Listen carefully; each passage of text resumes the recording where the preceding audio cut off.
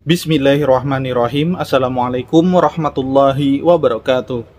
Ketika kita membahas tentang LGBT, maka yang namanya pro dan kontra itu pastilah ada dan sangat bervariasi. Bagi yang belum tahu, LGBT itu adalah singkatan dari lesbian, gay, biseksual, dan transgender.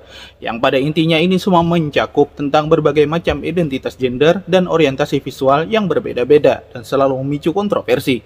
Khususnya ketika membicarakan tentang hak dan perlakuan terhadap para individu pelaku LGBT ini.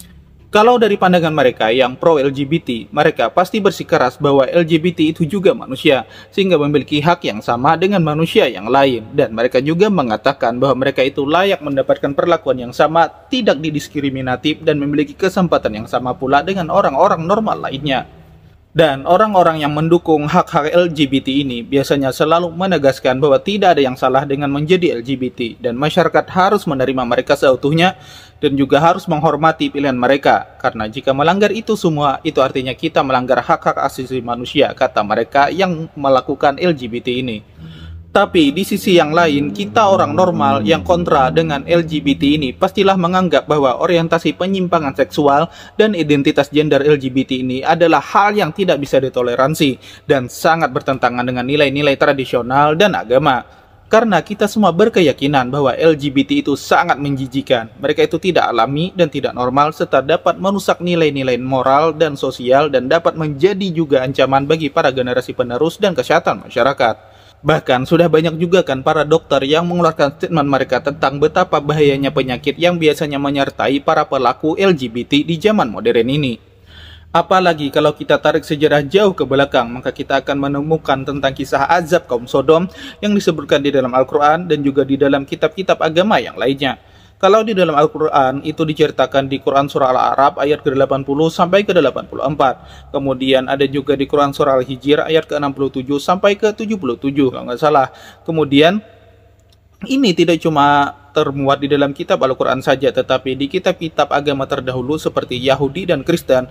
Kisah kaum Sodom ini pun juga diceritakan, yang mana kaum Sodom sendiri adalah nama sebuah kota yang terletak di Laut Mati di wilayah yang sekarang itu disebut dengan negara Yordania. Di zaman dulu itu, kaum Sodom ini terkenal dengan tingkat kejahatan dan kemaksiatan mereka, termasuk homoseksualitas atau hubungan seksual sesama jenis. Nah, kaum ini terkenal juga suka mengabaikan ajaran Allah dan melakukan tindakan kekerasan bagi siapapun yang datang memasuki negara mereka.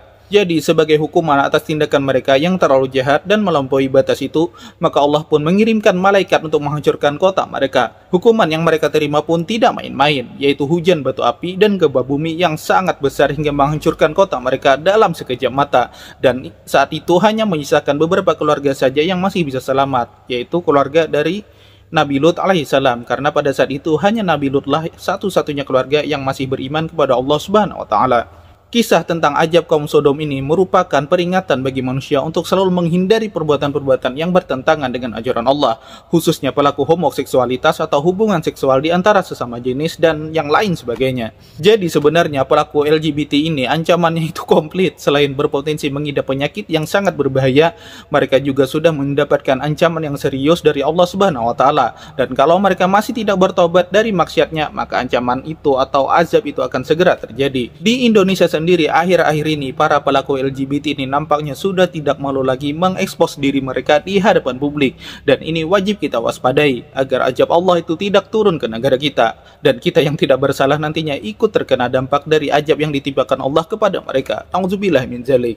Dan yang terakhir nih, saya ingin tanya kepada kalian seperti biasa, bagaimana pendapat kalian tentang maraknya kaum LGBT yang hari-hari ini mulai berani muncul mengekspos diri mereka di hadapan publik? Silahkan tulis di kolom komentar.